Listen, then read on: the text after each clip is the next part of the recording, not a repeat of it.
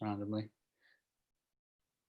Okay, so good evening and welcome to tonight's fan forum, the first of the new season. For the first part of tonight's event, we'll be chatting to Matt Taylor, who's joined by summer signings Jake Caprice, Rory McArdle and Lewis Page. I'll be chatting to them about joining the club, the new season, and asking some of the questions that you've already sent in. Second half, we'll be speaking to Julian Taggart and Nick Hawker about the current challenges facing the club and also, how we can be proud of the academy given recent news with Ollie Watkins.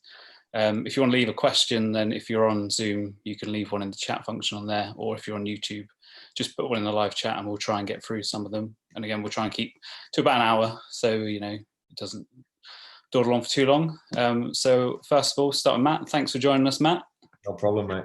I mean, it's been a pretty rapid start to the new season and there wasn't much of a break between the last one and this one. How happy are you with sort of progress and the start the team's made? Well, you want to get as many points on the board as early as you can in any league campaign. We were disappointed with our performance as much as anything at the weekend. And that was a large contrast to the performance we had up at Salford. So we started the season well, so to speak, when we went to Salford and performed so well. Disappointed not to bring back the 3 points in that game.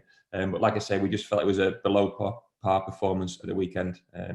Too many areas we weren't quite good enough or strong enough. And they've been addressed this week. And we're looking forward to Mansfield this weekend. I mean, we pretty much went a whole calendar year unbeaten at St James Park up until Saturday. Do you think that not having the fans there has played a part in that? I mean, speaking to Lewis after the game, he said, when you go 1-2 down, you even the crowd sort of getting on your back does make a difference. Possibly. I can't read too much into that. Maybe towards the end of the season we'll get a better idea in terms of the records, which show off the back of the fans not being there.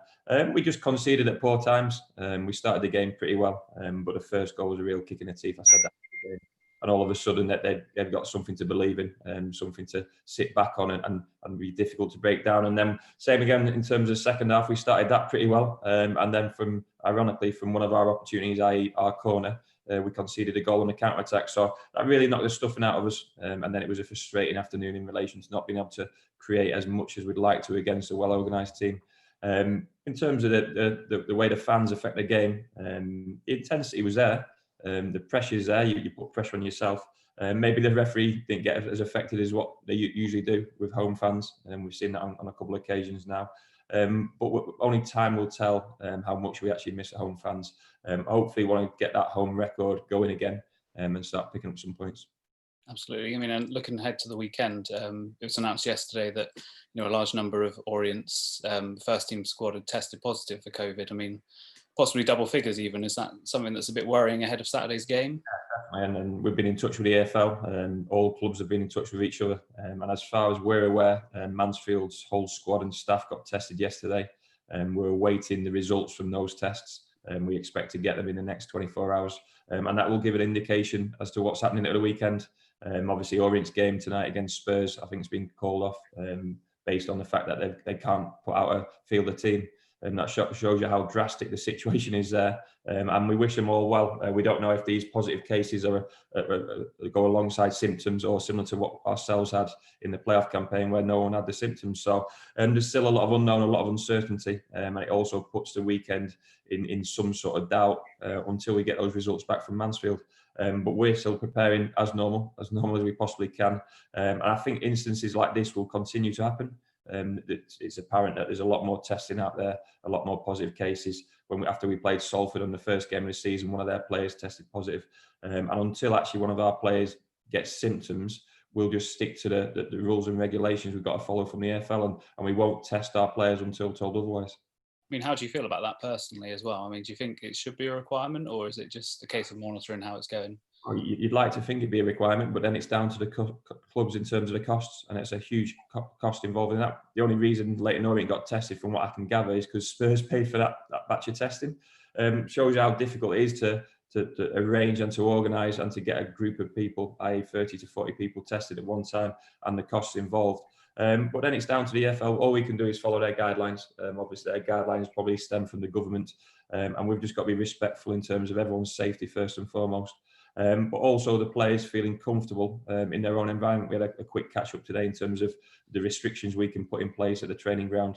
and the protocol we go through if someone does come down with symptoms. But touch wood, it's not happening at the moment. But like we speak about, judging by the amount of positive results from tests at the moment, you would suspect that it's rife in and around football and society. Absolutely. Just going back to the pitch as well. I mean, we've seen league starts for Joe Randall, Josh Key, and Will Dean this season. How impressed have you been about how they've adapted to League Two football? Well, first of all, they started those games on merit in their performances in pre-season, so they deserve to start those games. We've been really pleased with the way they've stepped into it. That they're still developing in terms of the way their game is. Joe Randall's one who had a bit more exposure to actual league football last season with ourselves, whereas Josh Key and Will Dean were out on loan at Truro and Tiverton. So that's a huge step up for them, but they've really impressed. Josh Key's basing his game on an incredible physicality at the moment, and that's always a good starting point. And Will Dean's almost playing beyond his years. He's got a mature head on young shoulders, and certainly either at centre half or centre midfield, you need that aspect to your game. And we're really excited about what Joel can offer. So there's a whole host of young players who are going to get the opportunity this year, and we've got to be patient. There'll be ups and downs throughout the way, but it's certainly an exciting time seeing how they develop. Absolutely. I mean, and what that could lead on to huge things as well. I mean, Ollie Watkins, Ethan Ampadu on the pitch in the Premier League last night facing each other. It's got to be a proud moment for the club, isn't it? I think so. I think there was an awful lot of exposure last night. It's great to see our name connected to Premier League players. Wayne Carlisle showed me a great picture when they were hugging at the end of the game. And it's just something which the club has got to be proud of. I said time and time again about the reflection on the academy. We played our part in their development, as did Chelsea and Brentford respectively. And they're still starting off, or relatively starting off their careers in the Premier League. So a really good indication of what we want to achieve as a football club. But great to see those boys getting to play at the top level. And if our younger players need any more inspiration, then there's two great examples there. And similar to what I mentioned with Josh Key to a certain extent, Ollie built his game to start with at our level on his physicality. And Ethan was similar to Will Dean to a certain extent. He was so mature in the way he conducted himself and the way he played. And hopefully they'll both have fantastic careers at the top level.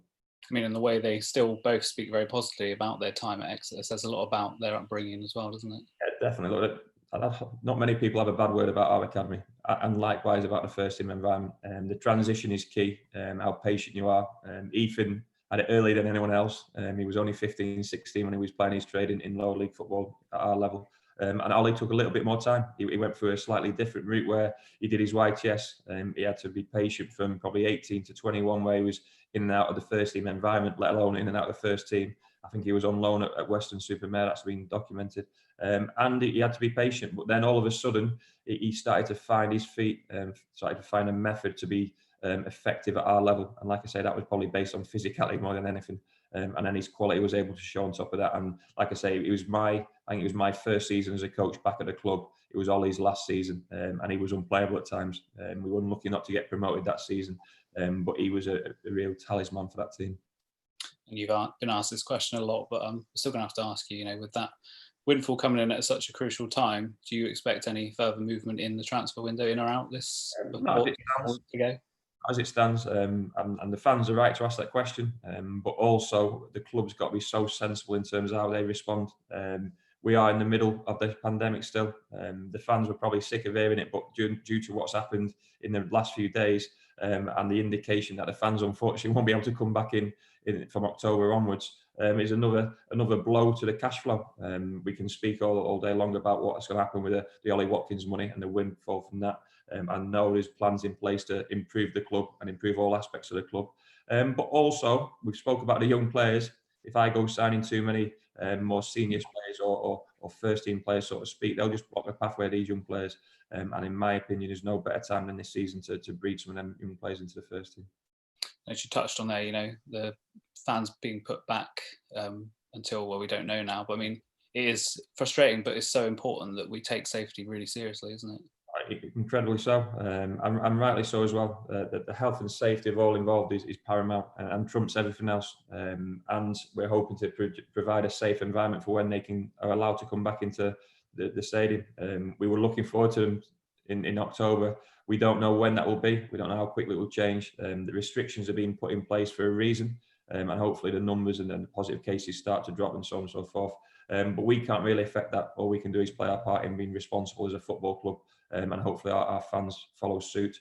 And then at some stage we'll welcome them back into the ground. But I'm sure there'll still be limitations and restrictions when that happens, and it'll be a bedding in process in terms of numbers to start with. There might be no refreshments at the stadium and so on and so forth. So a little bit of uncertainty as and when and how and what that looks like, but still something for us all to look forward to.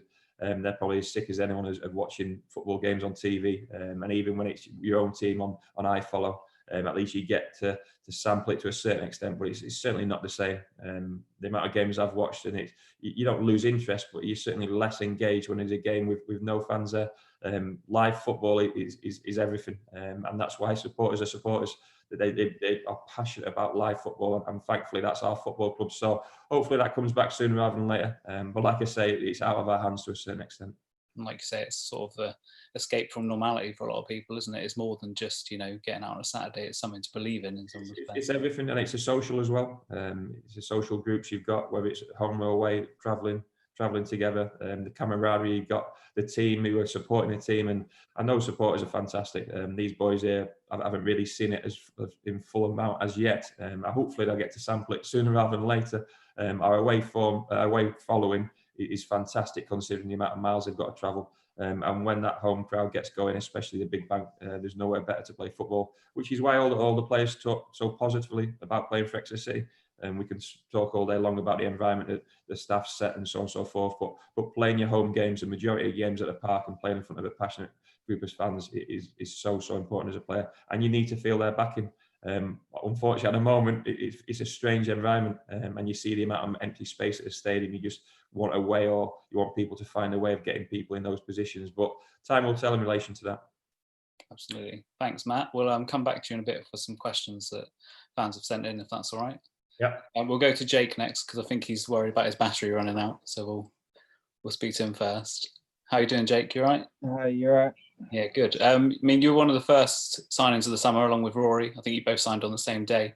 But sadly, we've not been able to see much of you yet. How are things with the injury? I've been training the last couple of weeks. I'm feeling good. I've done a lot of work behind the scenes with Connor, the sports fitness coach. So yeah, I'm feeling good. I'm feeling sharp and ready to go. And what was the injury that you had? I picked up a slight thigh strain in the first pre-season game against Bristol Rovers. I didn't think it was that serious, but as the week wore on, it was niggling me. So it took a couple of weeks out to get that right, and I'm feeling good again. Do you think part of that was caused by you having such a long break between playing football as well? It could have been. Obviously, I didn't play football since the lockdown happened, which was March, and then obviously coming in, which was quite a tough opening couple of weeks back into pre-season and stuff. So it could have been fatigue. It could have been, one of them reasons. But yeah, it was just one of them things, unfortunate. And you joined pretty early on, I think, didn't you? What was it about the club that made you think it was the place to come? It was a bit of everything, to be fair. The ambition of the club, always fighting for promotion, wanting to get out of League Two. The manager, obviously the gaffer, obviously his plan for me, and obviously his plan for the team. And I've only heard good things about the area and living and stuff like that. So it was a number of things, really. Just going to touch on that. Tranmere to Exeter is not a short journey, is it? It was quite a long way to move. What have you made of Exeter so far?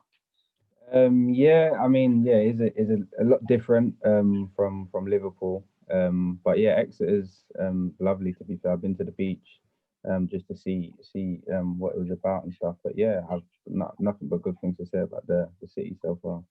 Brilliant. On the pitch, what do you reckon, for those who don't know too much about you, what do you reckon you bring to the team? You're renowned, for getting forward and helping out with the attack and that. So do we expect to see a lot of runs forward from you at fullback? Yeah, obviously I'm energetic. I want to get up and down, put crosses into the box, and just be all action kind of. So hopefully now I'm back. Obviously, hopefully the fans can see what I'm about, and I can get on the pitch. Absolutely. You were part of the Tranmere side that got promoted to League One as well. You assisted the winning goal, did you, at Wembley, I think? Yeah. That must have been a pretty special time.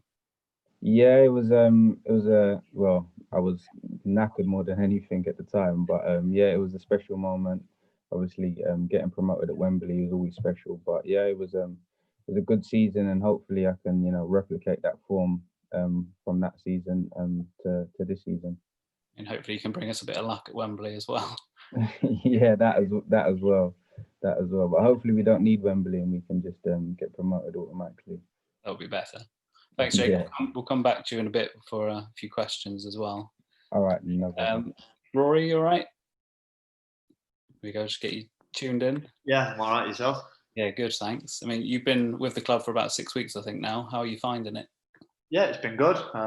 Nice to try and get back to a bit of sort of football normality, to get back in the swing with training and things like that. Having such a long layoff, obviously it was sort of forced upon for everyone, but right from day one, everyone sort of made me feel welcome, which is always a big thing. It's almost like your first day at school, walking into that dressing room. So I can't thank everybody enough. You've met again, like Jake, you've made the relatively short trip, playing at Scunthorpe last down to Devon. I mean, it must have been a big move for you and your family as well. I mean, how are you finding that? Yeah, it's been great. As you said, that was probably the only sort of major decision that I had. Obviously, the sort of distance. Everything else was sort of sold itself. The gaffer and spoke to obviously Nicky Law as well. He had nothing but good things to say, not just about the club, but about the whole area and how he settled in. He's got a young family as well, which is something that when you sort of get a bit older, you have those sort of decisions to make, and they've all settled in great. As I said before, the other lads who've got kids have sort of suggested things to do, and the sort of things that you probably take for granted at home, you don't realise how much you need them. So everyone's been great. Absolutely. I mean, you've got a lot of experience in the Football League, I think nearly playing around 500 matches. Are you hoping that you can sort of pass that knowledge on to some of the younger players? I mean, you've lined up next to Will Dean for a couple of games as well, who's just starting out his football career. So it must going to be good for you to mentor him in a way. Yeah, that's it. When, as you said, when I first went and met the gaffer, he spoke about the sort of 4 or 5 sort of like centre half stroke defenders that the club were looking at to try and push through, and it was sort of thing that he sort of expect me to help him out, which is something that I'm more than happy to do. I remember that was me sort of quite a long time ago. I remember when I first sort of walked into that first team dressing room, it's quite daunting. I think you go from that sort of under 23s football into the first team, where all of a sudden it's something to play for. It's points on the line. It's something that come the end of the season, that's ultimately what everyone's going to be judged on. So it's a big step for them, and credit to the lads who've played so far. I think from me coming in, you wouldn't say that was their first proper full pre-season going into starting the first league games of the season.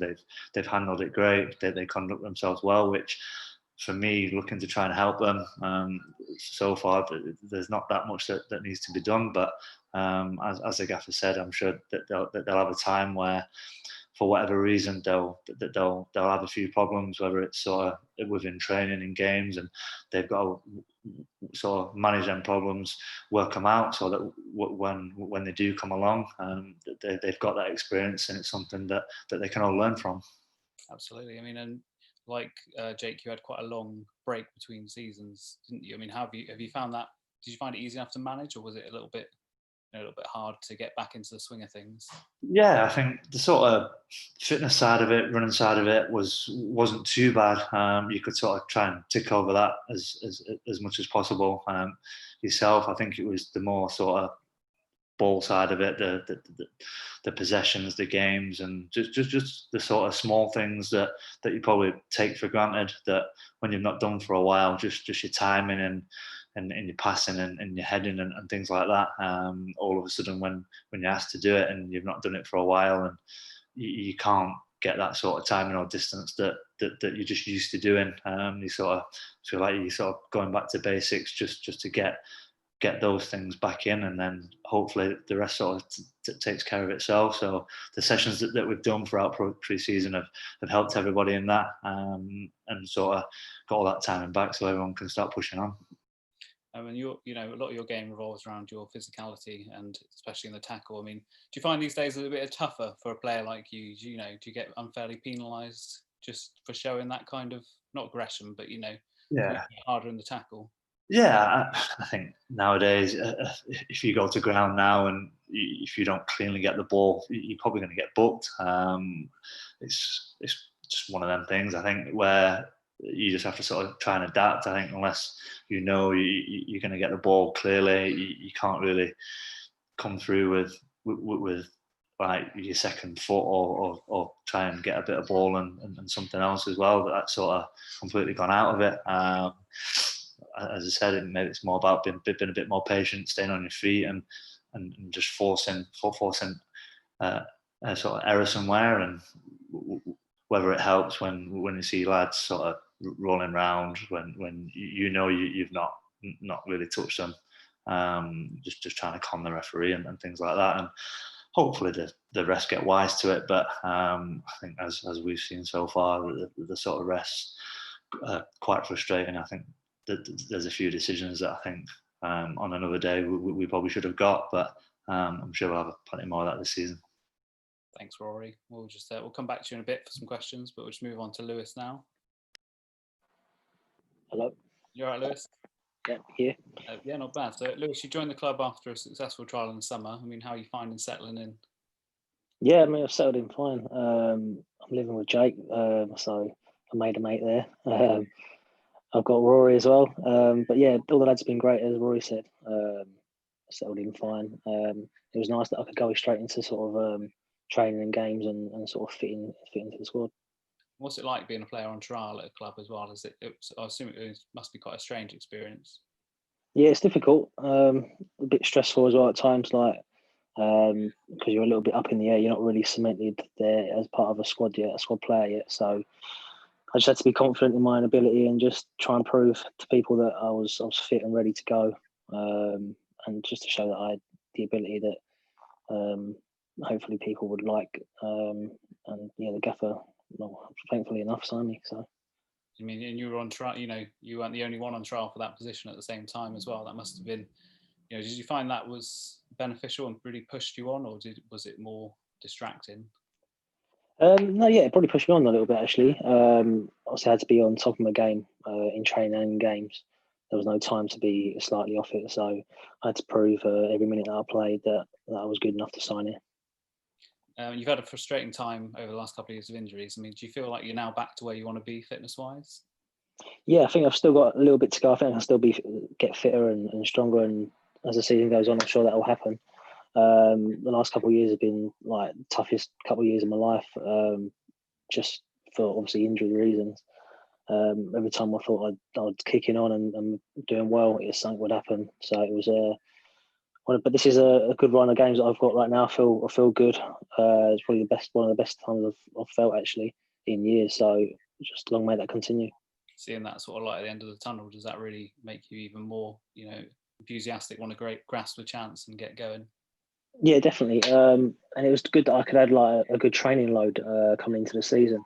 Even in lockdown, I was training every day, doing gym every day, and I think it built the fundamentals to then obviously come on trial and playing games and stuff. I knew that I had to be right on it and be as fit as possible. So that led me in good stead. And yeah, I just want to kick on now. We've seen you play a couple of times already. I mean, you seem very energetic and keen to link up with the attack. Is that what we can expect from you this season? Yeah, especially a Jola in front of me, which he's got a lot of pace. So sometimes I can just give it him and support from behind. But I would like to, obviously get around him and put some crosses in and get up and down. That's my game really. So, but obviously my job first and foremost is to be a defender. Absolutely. I mean, are you relishing that battle with Jack Sparks as well for the left back spot? And do you think you can, you're a couple of years ahead of him. Do you reckon you could pass on a bit of what you've picked up already? Yeah, maybe. I think I've seen him in training and stuff. He looks a good player, very tidy, good left foot and stuff. So probably pretty similar in ways. Yeah, we're gonna push each other and obviously want to get shirt in the first team and play every week. Just looking back a bit on your career, played for started out at West Ham, and you made your debut in the Europa League, I believe, in 2015. I mean, what was that like as an experience? Yeah, it was probably the best footballing experience I've had. It was a sold-out Upton Park, which was incredible. It was a good game as well, 1-3-0, and then we had a couple more Europa League games after that. So it was a really good experience. Travelling with the first team for a good year and a half or so. It's just the opportunity never really arose to get myself in the side, just due to the amount of players that they had in the squad at the time, and being able to buy players whenever they wanted. So it was difficult, but an experience that I look to leave me in good stead in the future. Try and use it at this level as well. You seem pretty fondly sought after by the Charlton fans as well, based on what I've seen on social media recently. Did you enjoy your time there? Yeah, I did. Yeah, well, when I was playing, I really enjoyed it. Obviously, I had probably the worst time of my career due to injuries there, and it was really difficult at times. Just especially going and watching the games, I found the hardest, and not being able to do anything about it, just because I'm sitting there. But the fans are really good with me. They actually supported me quite well, and they always give me confidence to say, look, come back and do well, and then they'll always be there and give me good praise. And how are you finding Devin as a place? I mean, I'm sure it's a little different to what you've been used to up to now. Yeah, it is, yeah.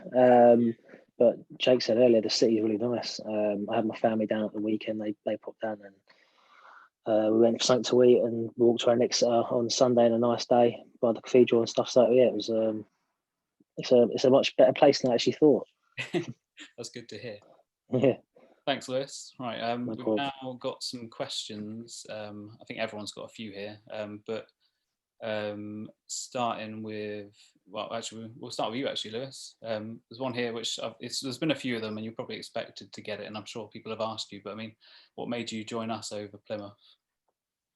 Well, I was at Plymouth for about 2 to 3 weeks, and I was playing in a slightly higher up position. I felt that the shape, or the way that I was playing there, really didn't show my strengths quite as much as the shape does at Exeter. I spoke to the gaffer. I really liked the way that he wanted to play, and yeah, I decided to turn the Plymouth deal down and come to Exeter and try it here, and I really enjoyed it, and I'm glad I have. It's a wise choice. Matt, Levi asks, what has been your most memorable game in charge of City and your most memorable game as a player? Well, my first game in charge, home to Carlisle, was memorable. And then in that season, we went away to Notts County and played the majority of that game with 10 men. And Nicky Law somehow, scored a header. I think it came off his nose in the 96th minute to give us a 1-0 victory. That was incredible in terms of that performance and celebrating on the pitch at the end with our away fans. And then obviously the home game against Plymouth last season was a big highlight. But they're moments in so far an enjoyable couple of years for the club, and hopefully there's a few more moments to come. Was the other one as a player? Yeah. Well, Wembley would have been top of the list. Wembley, Rotherham, and then those fixtures in League One, home and away to Leeds and all the big clubs in that League One season. So some memorable times. But like I say, it's the group of players in front of us on the screen tonight. They're hopefully going to make some good memories in the future. Another one here for you as well. I mean, I don't know how you're going to take some tactical advice here, but Paul asks, have you ever thought of trying Randall Williams as a central striker alongside Ryan Bowman? He's good in the air and pace breaking the lines would cause defenders plenty of problems. Yeah, definitely. We've thought about it. We've looked at it the odd time in training. But Rands is an out-and-out winger, and he doesn't like bodies behind him, if that makes sense. And centre halves would certainly target Randell to a certain extent. So it all depends where the space is on the football pitch. Unfortunately, and you probably saw it the weekend, Port Vale showed us a lot of respect and took away a lot of our attacking space on that football pitch. So it's up to us to create space and get our attacking players in the ball in certainly those moments, and hopefully they can hurt the opposition. So Randall, we got no qualms. I think he was leading assist maker last season for the whole lower league football, but he only scored 4 goals. So we want a greater goal return from Randall Williams whilst he's here with us, and hopefully he can do that this season. Thank you. Question for Rory, Jake and Lewis here. Tom would like to know who each of your idol was growing up. Whoever wants to go first can. I'll go. Mine was Ashley Cole and Leighton Baines. Both for different reasons. Ashley Cole was a 1v1 defender, was probably the best out there. And then Leighton Baines, free kicks, crosses and assists and stuff was just top drawer. And those both in the England squad as well. So, You got anything in the free kick locker? I try. Can't promise anything, but I try. How about yourself, Jake? Mine was probably Steven Gerrard. Obviously, growing up, coming through the youth team, I actually played centre midfield, so mine was actually probably Steven Gerrard at the time. And Rory? Bit of an older one. Paige, you might not remember. Des Walker, when I was younger, used to go to a lot of the Sheffield Wednesday games. So Des Walker was playing at the back then and just used to coast through games, make it look easy. And obviously, he had a good career playing for England and stuff. So, yeah, Des Walker. I guess we should send that to Matt as well, really. Question. Yeah, who was your idol growing up? I don't know if these boys know this, but I was a goalkeeper growing up. So, Schmeichel was a hero of mine. But being a United fan, it was the Cantona era. So, Schmeichel and Cantona, and then probably the class of '92 coming through. Some outstanding players. I was lucky enough, similar to Rory to a certain extent. The family had season tickets at United, so I watched some good players for a certain amount of time. And that's one thing we miss in terms of working in football. You don't really see the team you support as much as everyone else, I'm afraid. Another one for you, Matt, as well. Vinny says the club has done a quite remarkable job in setting up, quite frankly, the most fruitful youth system in the Football League. But as a manager of the club, does it become frustrating to see these talented players move on? And, how much would you love to see them in the squad? Yeah, look, I think I've said publicly time and time again, I've got no qualms about players moving on once they play for our first team and have success within our first team. The ones which hurt the most, not just for myself, but for the academy and the supporters, are the ones who leave us before we get to work with them in terms of the first team environment, but even get them on the pitch within the first team environment as well. So the ones who leave us at 15, 16, before the fans have got to see them, before we've had time and the proper time to work with them and develop them. And then they go into an academy structure. They go as first team players, but they go in within an academy structure where there's just so many players. And they're no longer seen as the examples and the ones to work with and develop, and the ones who are of value to that football club. So we fight as hard as we possibly can to keep these players. But ultimately, the draw of the bigger clubs always comes at some point. And that is one drawback in terms of the way our academy works. It's the price of success, in all honesty. But it's also, we speak about reflection of the club. Financially, we still get the benefits of players leaving us at 16, but we would definitely get a better financial value out of these players if we get them within the first team environment, get them under a professional contract, and then sell them once they've had success with us. Hence why the Ollie Watkins situation or the Ollie Watkins scenario or example is absolutely key to any young players wanting to progress and develop within our environment. Thanks, Matt. Rory, question for you.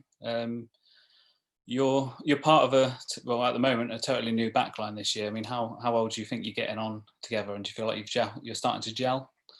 Yeah, I think so. As you said, it's always a new experience to play with new lads and find out each other's strengths and weaknesses. But as sort of Paige said, we've all sort of settled in really quickly, which I think helps. You spend a lot of time with each other on and off the pitch, so I think, not to sound too sort of selfish, but I think from a defensive point of view, I think it's important that all the defensive lads sort of get on and off the pitch, because there's going to be times when you're going to have each other's back on the pitch, and I think if you've got that sort of good spirit and that good friendship, you'll just push each other that little bit more and make sure that everyone's performing to the highest possible standards. Thank you. Lewis, another for you here. So Dan asks, says, as a player who many fans agree has the talent to be playing at a higher level, how much of a draw was it that Exeter has such a good reputation for developing talent to be playing higher up in the pyramid?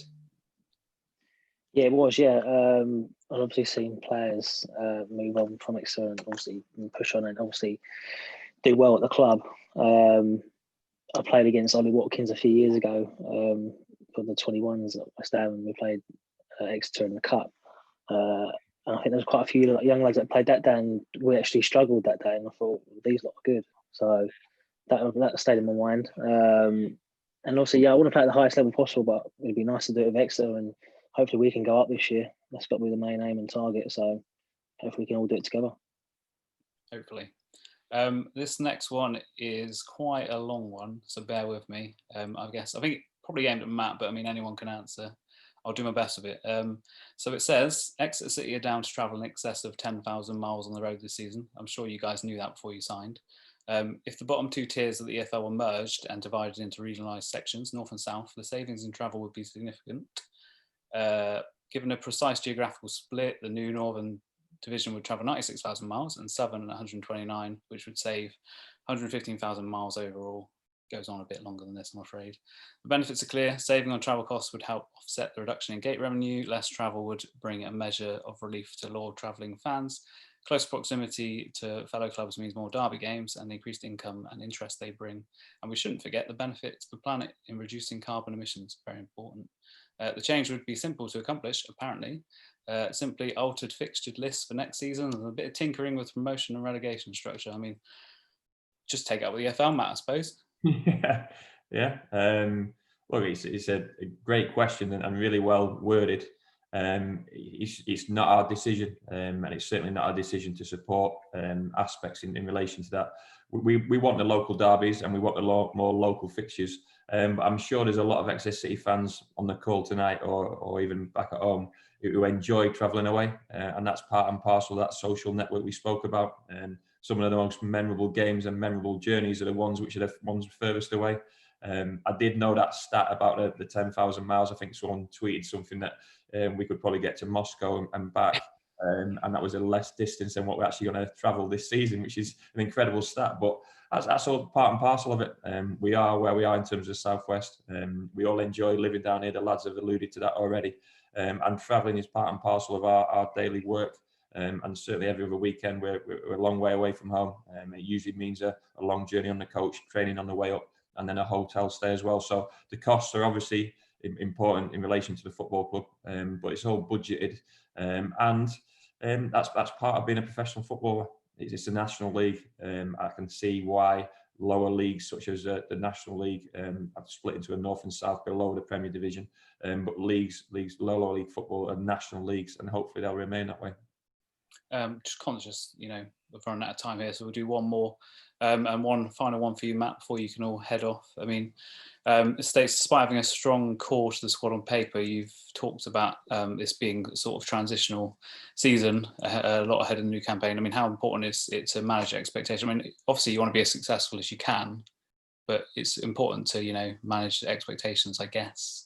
Yeah, definitely. And look, I think there was 9 players left the club, 8 who were permanently contracted to the club who got released, and 1 lone player in Jaden Richardson. So when 9 first team players of such leave the club, that's a big void to fill. We've obviously signed a few lads who are on the call tonight, but those other positions are filled as first team spots by the young lads coming through, 5 of which were out on loan last season. Spoke about Josh Key at Tiverton and Will Dean at Truro. So it's all about their development, but how they do in the first team environment. Rory's already alluded to it in terms of they'll have highs and lows as young players, as any players do, but it's more dramatic for a younger player. And as a manager, you're never quite sure of what you're going to get week in, week out, as opposed to the more trusted campaigners and the ones who've had the experience of League Two football week in, week out for a number of seasons. But it's certainly an exciting time for the football club. There's a lot of talent within that squad. We've got a good core group, but I've said time and time again, these young players can only perform on a platform alongside the more senior players as well. So we need the whole group fit. We're getting close to that, and we're getting stronger day in, day out. And the more time we spend together and learn each other's ways, we'll be strong off the back of that. But the core group from last season are still there. So I'm very much looking at my spine and my team to be strong, and then we can add in certain aspects as we come. But we're still building. We've certainly not nailed down our end formation or our strongest formation as yet, because actually at the moment we've not had the personnel on the pitch.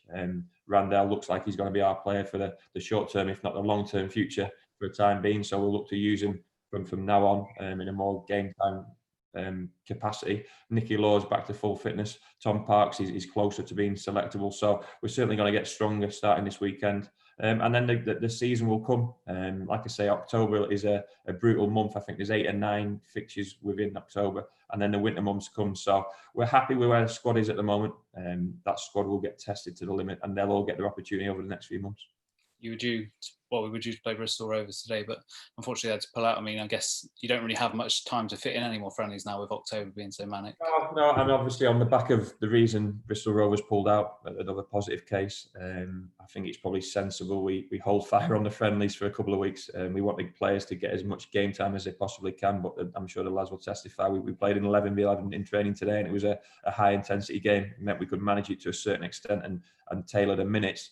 But they've got to get in their rhythm as soon as they possibly can, especially the ones who haven't had the full pre-season in terms of the maximum amount of minutes they could play in terms of preparation for the league campaign. And they need to feel confident going into the games. They need to feel that those 3 or 4 games, whether they're practice games, training games, or pre-season games, they're under their belt, and they feel they're confident in their own bodies and their own games, because the League 2 format is a quite high-pressured fixture list, and opposition who've got real understanding of what's needed to be successful at this level. But we're excited about what's to come. Like I say, there's so many games in such a quick succession from the next couple of weeks onwards, that everyone in our squad is going to get that opportunity. Some will really snatch it with both hands and stand up and be counted, and some of us might need a little bit more time. But we've got a really good team spirit at the moment. We're pleased with the way the lads are training. They're already showing the signs of improvement and development on the training pitch, let alone on the Saturday. And hopefully the results will keep following. Thanks, Matt. Well, we'll let the 4 of you disappear now. Thanks for your time and for answering the questions. No problem. And good luck with Saturday, should it be on, fingers crossed. Thank you.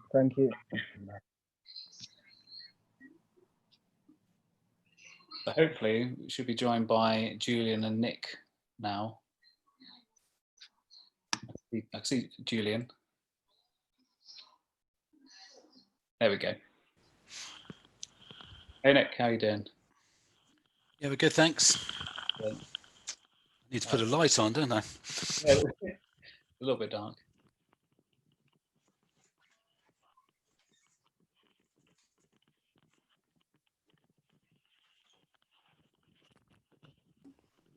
Better.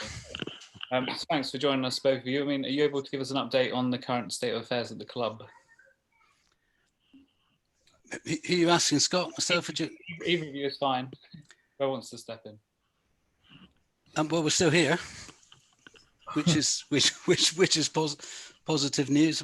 I've been at SJP today talking with Justin about the effects of Boris's recent announcements and what impact that has. But we're still here. I think we were really well prepared financially. We were really well prepared even before the Ollie Watkins money. And we actually banned. I chair a budget group, and we actually banned the words Ollie Watkins for the last few months because it was too easy to think, oh well, Ollie will be sold soon. And we're working really hard to make the club operationally successful, not have to rely so much on the academy. But we're still here, and we will be going forward. Anything to add, Julian? It's a really strange period of time, and it's great that football's back. To go and watched a couple of games now, but particularly to watch that game was strange, as has already been mentioned. From the football side of what's going on, you know, Matt's highly organised. He's got an exceptional boot room around him, which he's maximising. They're very, very proactive. I had a academy technical board meeting today, which I chaired today, and I think probably what came out of that, of course, there's a mountain of detail in there. I've got reports coming out my ears. I'm actually sat looking at them all now, trying to decide what I put into the boardroom and what I don't. Obviously, it's just too much, but trying to make sure I get the salient and relevant pieces in. But I think what's come about, there's always been, not necessarily, I wouldn't call it lip service, that's very unfair, but there's always been sort of, you know, this is what we do in the pro side, and this is what we do in the academy side. you'd be really hard pushed to see the difference now. Of course, they have different titles and different budgets, etc. But when you look at what was going on, Dan Green did a great presentation, and Dan Green's in charge of the under-23s. He's got a massive understanding because he was the under-18s coach. And to see that as, just working as one unit without any kind of, there's no mention of this is your job or my job or somebody else's job. It's everybody's job. So, to be part and to see that working like it is, of course, all of us have worked really hard to make sure the right people are in the right room. Dan came through the 18s, Wayne came through the academy. Matt, of course, was another under-23 coach. So, everybody talks about the banned words, which I'm not allowed to say the O word. I don't know if I'm allowed to say it now, but also that underneath that, our job, my job, if you like, is to make sure that the succession planning that brings those coaches through and some of those are advancing. We desperately trying to make sure we don't lose them elsewhere. People getting poached everywhere, and even out of your room, Scott, they're getting poached. So, we live with that at Exeter City, whether it's the players right the way down to our staff and right down to our academy staff and so on. But that's what we got to do. We've got to keep on working as hard. We're in as Nick says, we're in I think a very fortunate position because, the other area of something that I look at is what's happening externally. And I can't quite believe there's not been more, for want of a better word, carnage, but I'm sort of really worried that there is going to be that in one respect, that doesn't help us at all. You want the league to be strong, you want it to be complete. But of course, everybody has been, apart from the O word, of course, and it's not just that. We have, and give Nick and the trust their due. They've been careful with what we've done, and there's been a massive amount of attention and detail in how to deal with the budget. And of course, lots of people want to, throw it at the proverbial war chest and so on, but they have been a very firm voice as to let's take it carefully. And it couldn't have been, couldn't have been better, that kind of approach. But I see, I'm on the Football League phone calls all the time and meetings. And they've really, everybody understands what furlough is. Everybody understands that there's been VAT holidays and tax holidays, and there's been advanced finance coming through, and we've suffered and lost an awful lot of advantage because there was, that money didn't go in the bank so that we had some kind of secure background to work out what to do next. That's your job, Nick, not mine. Trying to work out what to do next is a very original model, and it comes with a massive test for everybody right the way through the club. It is a test. Nobody does it like this, and to see and to actually see now that we're coming to a point, and just today really, you're coming to a point where there is no more, or the furlough is coming to an end. The VAT is coming to it. All those advantages that help with the cash flow, they've got the clubs to where they are now. And you did hear the Prime Minister say today, Boris, to his mates, you did hear him say, that they are working really hard on a package, so they understand that, and we're not isolated. We're not the only industry. Every industry is struggling, but of course, professional sport that doesn't tend to have, large amounts of savings is going to need some kind of injection at the bottom end. Now, fortunately, that will come to us as well, and we'll use it wisely like we have everything else. But I'm from what's happening, the external view and understanding what's happening with our competitors is one of the things that I, take on. And I think two things, that it's just stretching out. There are some chairmen that are doing particularly well because there's advantages to some businesses and others not. So I think it's just stretching that out. There'll be some that go away from us, but at least we'll be consistent and we'll be there and thereabouts, I hope. I mean, is it worrying that, Macclesfield, a team, that could be gone now for the sake of 500 grand, which doesn't seem like a lot of money in football, does it? It's just one David Wheeler transfer. Well, I think the difference is that everybody was very worried about the Bury situation. It can happen either end, can't it? That means that, somebody didn't get promoted or somebody got relegated because of that. And the same this time, you had Stevenage in the end stayed up with less points, but actually it's a very well-run club in the sense of they pay everybody and they pay everything. And I think Nick might know more than I, but certainly the Macclesfield was not. Is it right that you stay up there having not paid everybody, or is not? And I think because of the Bury situation, the Football League, which has always tried to hang on to everybody, no matter what, it can't do that now because there's people coming into football and they need to understand that that they can't just come in and run up a load of bills and then walk away without some kind of some retribution. That's the wrong word. That's not the word I'm looking for, but some kind of consequence is the word I'm looking for. And the consequence of not doing it right should be relegation. Then guess what? It won't happen so often, or less, or never, hopefully. And the trust model's a prime example, isn't it? Don't spend beyond your means. And if you do, that's what's going to happen. And that's the only way to stop it. I mean, Nick, does that highlight the importance of the stability of the trust model as well over the last 15, 20 years? I think it definitely does, Scott. The only thing I would want to add to it, and Julian said, don't spend beyond your means. One of the things that as I alluded to earlier, we're very concentrated on at the moment is to try not to be so dependent upon the academy. I think I won't say we've been guilty, but there has to be more than just sustainability. So we're clearly, as a trust club, we can be sustainable. The academy helps with that. We could probably scrape by even if we didn't have the academy. But you do have to be ambitious as well. And I know Julian likes that word.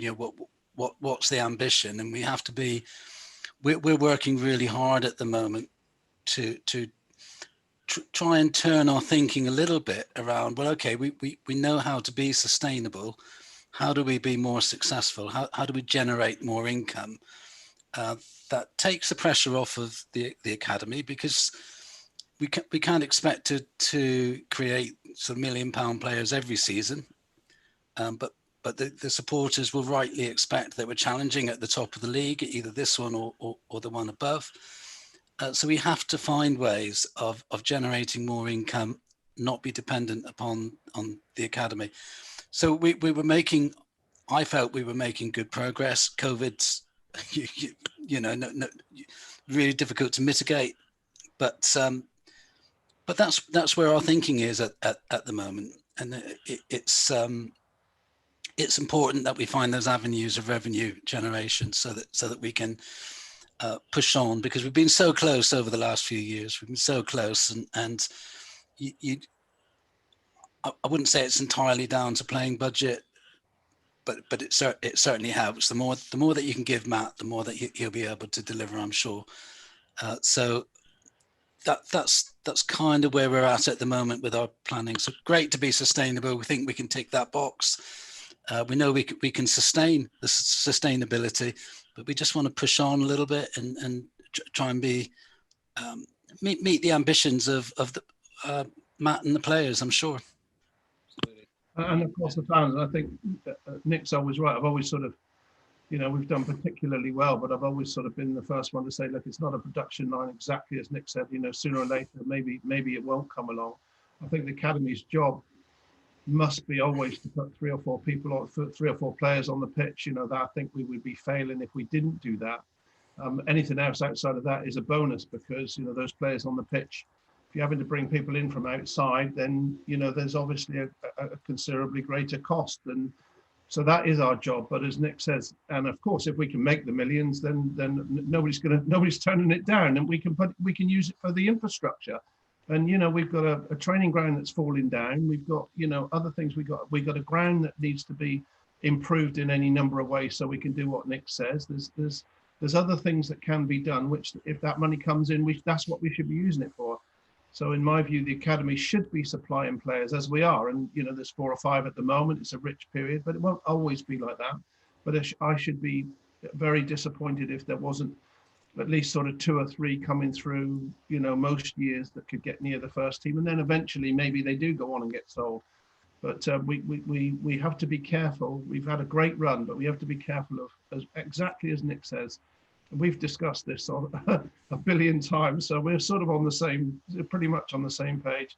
You can't rely on that to do so. So we've got to, again, this is a, it's a horrendous situation, but it's a big opportunity for us. Just gives us, but everybody else is going to be, struggling. We're not in a position where we can throw anything in it.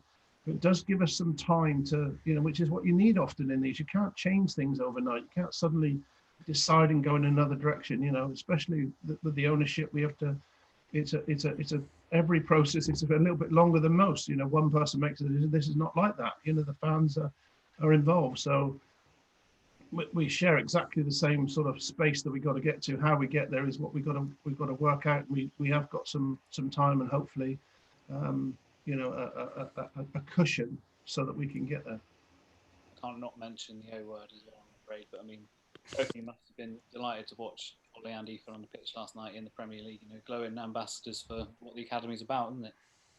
It was fantastic to watch that, wasn't it? You've seen so much football down the last 20, 25 years or whatever. Monday nights I used to get excited.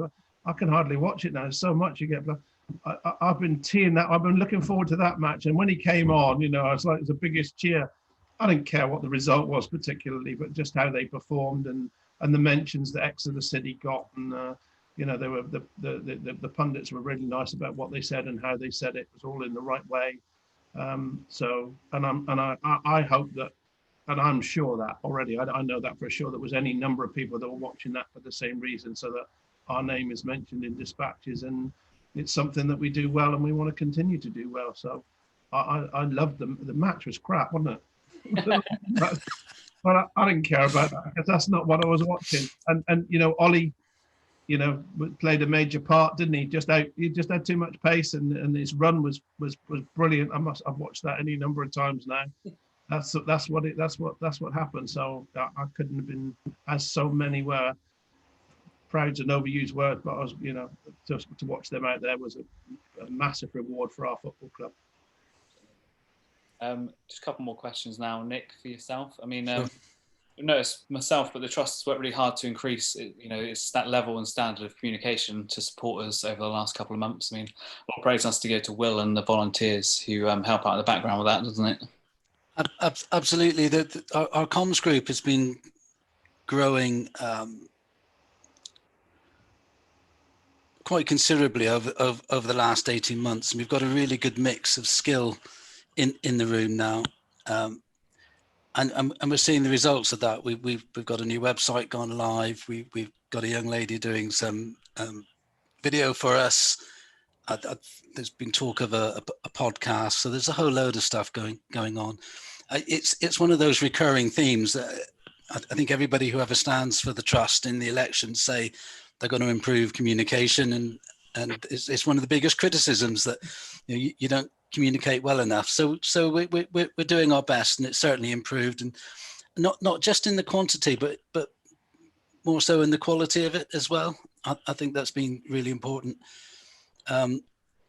And especially now, because of the way things are, because supporters aren't getting into the stadium, it's nice for them to know that we're still here and still working and still trying to do our best for the club. It's an exciting time for that comms group.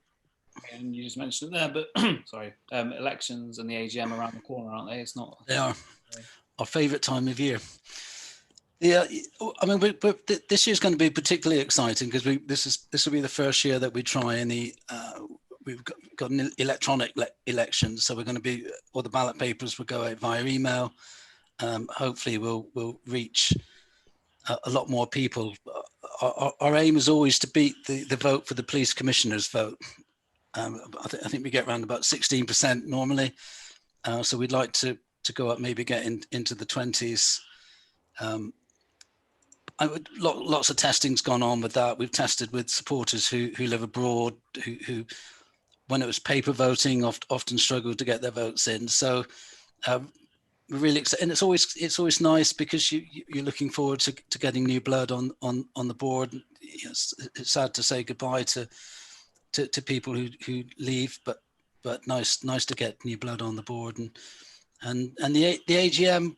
we put that off for as long as, or put off making the date for as long as we could, because we really didn't want to do it by Zoom. I think the government allowed AGMs by Zoom until the end of September. We couldn't have been ready by then, but we were really hoping to be able to do it live. The Phoenix Arc Centre have said we can use their venue, or had said that we could use their venue, providing we adhere to their social distancing rules. But I'm not sure what's going to happen now. We'll see over the next few weeks. But always an interesting time, because it makes you reflect on how the year's gone and all the things you need to share with the supporters. Thanks, Nick. I mean, before we finish up, just there's a few questions. I mean, you might have touched on these a little bit already, but the first one being, again, mentioning Ollie here. Last night saw Ollie make his Premier League debut. Exeter's profited well from the talent it's produced, and rightly so, getting national recognition. I mean, but taking that aside, what other revenue streams has the club been working on? I mean, as good as the current crop of graduates are, there's no guarantee there'll be another Ollie, Grimes or Ethan for a little while. Yeah, I think there are a number of things, and we have a list of things that we'd like to do, and I don't want to go into too much detail, because the terrible thing is that once you say you might do something, it becomes you will do something, and there are so many hurdles to overcome. But there's a number of ideas that we have focused around getting more people into the ground, focused on families. Getting into the ground, attracting them to St James's Park, and making match day a day where people will remember the experience of coming to St James's Park as much as they'll remember a game. And I think that's where the kind of things we're looking at really is, how do we make match day a really enjoyable experience, even though we might have lost 1-0 in the rain. Anything to add, Julian? I mean, commercially, it's important that the club keeps, contact with those key sponsors, and we've had some good news with the likes of JMC renewing their sponsorship and IP Office renewing theirs, and there's all sorts going on, isn't there? The commercial department have done a great job. It's difficult in these circumstances. Must be, it's horrendous. I mean, I look at the number of season ticket holders we've got, and that's incredible in itself. But then you extend that out further. I mean, they're just as important, because every amount of money is actually only relevant to that individual. So, some of those people are putting a fortune to support the club, and we couldn't be more grateful for that. But then, at the same time, those numbers that the commercial people, there's no games going on at the moment. So that's it's the same thing on a slightly different. So we've had some great relationships, as you say, JMC, and that's about the relationship. And that's what the club's all about. There's, and then every fan, but then also those business people that sponsor us are in exactly the same situation, Will from Carpet Rights, one of our new ones, it's a huge advantage to have somebody come in at a particular time like this. And he's not the only one. There's more things on the horizon. I won't preempt those. We'll let Jinx and the team do that. I'm sure so there's that's really quite massive. But again, it's very difficult in these circumstances we stand now to really sort of improve. We can work on it, as Nick says, and I know there's work going on in those areas, but without the fans coming back, it's very difficult to test it out. But I know there's, Nick's very modest. There's work going on with ticketing. There's work going on with commercial. There's been a mountain of, you can't imagine the amount of budget work, and the options group with Nick chairs.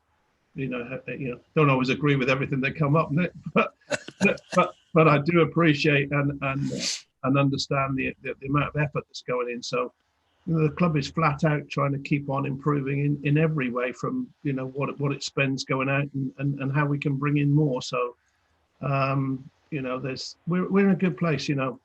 Your room particularly, walking in there, some talented people that are very committed. It's it's a really nice room. It's best that I can remember. I don't mind saying that, even though you're on the call, Scott. I shouldn't be embarrassed by it. A couple of exceptions in there, of course, but they're listening. But no, that's a really good room. It's the same. I've been with the academy today, and You couldn't be more pleased with the people that we've got that are, that are fighting for us. And the same, I do a lot in the CCT, and it's the charity arm of the football club. It reflects fantastically on the football club, and they've been out doing quite significant work, literally hands-on with the football club's badge on, and that's what people understand and recognise. And without the club, they wouldn't be there. So you put all those things together, and it's a pretty good place to be. It just everybody couldn't be more gutted that we're not in this position now, and that the fans can't enjoy it with us. You have periods of desperation. There's 5 youngsters on the pitch, or not 5 homegrown. You can't call Matt J a youngster anymore. 5 homegrown players on the pitch, and already scored 4 goals from the. That's what I really enjoy, and I know from the fans I speak to, that's what they enjoy too. So it's just soul destroying that they can't be a part of it at the moment. And today is you put all those positives together, and then you listen to. I've listened to 5 Live, Radio 4, Parliament, everything, trying to get some pluses out of it, but it's a little bit soul destroying. But I think as long as those people keep on doing what they're doing, and we'll come out the other end, we'll come out stronger, and we should use the time as best we possibly can to make sure we're in the best possible shape when the fans come back. Definitely. We've got two more questions before we come to a close. I mean, I don't know if this one is answerable, but this one's for Nick then. Have we received any percentage of the loan fees recently paid by Sheffield United to Chelsea for Ethan? No, that doesn't happen, because there's I'm not keeping figures from anybody because I don't know them exactly, but there is a fee in the same way as there was when Ethan went to Leipzig, and it gets paid down every time he plays, so it could be nothing. So I don't know what the numbers are, but it's so many, exactly like we do now. If somebody loans us a player, if he doesn't play, you pay all his wages. If he does play, you don't pay anything. And it's pretty much that. So if Ethan plays a lot of games, we'll end up with nothing. If he doesn't turn out at all, then there'll be a fee that Sheffield have to pay. I don't know what that is exactly. And that they'll have to pay Chelsea, and then we'll get a part of that because it's a fee. So that's the reality of that situation. It's certainly nothing that we can count on. And actually, the truth is, it's an interesting conundrum, isn't it? Because if Ethan plays a whole load of games, his value goes up, and we got 20%. So that's good. If in the other way round, that I don't know whatever that fee is, let's hope it's a fortune, and he doesn't play, then we get a percentage of that fee. So I think the best thing, we just want to watch him play, and either whether that's back for Chelsea again, because we get the pleasure of watching him. 2, the games he plays, we get add-ons for that. Or if in the end he plays, and becomes very successful at Sheffield, which I'm sure he will, there's a value. And if Sheffield don't buy him, I'm sure somebody else will, because he's just too talented not to be in the Premier League. So that's the answer to that question. So I hope there's an unanswerable one. That's over to Nick. Final question is a nice one. I mean, the person said they feel the club handled the Matt Grimes money really well, a third each on playing budget, facilities and bank. Would you hoping for something similar with the Watkins windfall? I mean, I guess it's a different situation now as well, isn't it, as to what we were in at that point? Yeah, it is. It is different. I mean, I think there has been. There's this theory of a third, and a third to the manager, a third to infrastructure, and a third for a rainy day. And I don't think that's a really good discipline. I don't think it's anything, certainly in my time, that we've stuck rigidly to.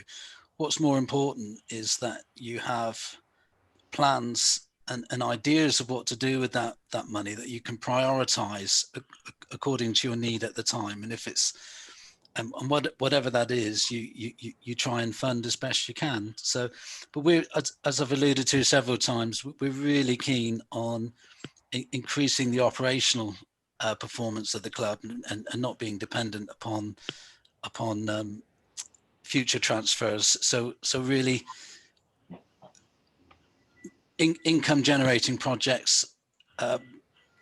Julian's already mentioned the Cliffordale training ground. I think that's really important, that the players have a safe and comfortable place to work from. So that I think that's where we'll be looking more so than in buying Lionel Messi. Anything to add before we finish, Julian? No, I agree with Nick. Really, I did always like that as a starting point, but as Nick says, I don't think we ever really used it because the circumstances are always different. So, whilst it was a sort of a sensible starting point, the club's moved on from then, and we've got to move with it. So, it was never written in stone. It was always something that was an idea. It was a starting point. It worked then, and it's always something we can always fall back on if we want to, if the circumstances are right. So, we don't throw anything out the window, but we do need to look forward. So it's the ability to adapt to the circumstances is as I always say, it's not the survival of the fittest, it's the survival of the adaptable. And this is another situation where we need to adapt to circumstance.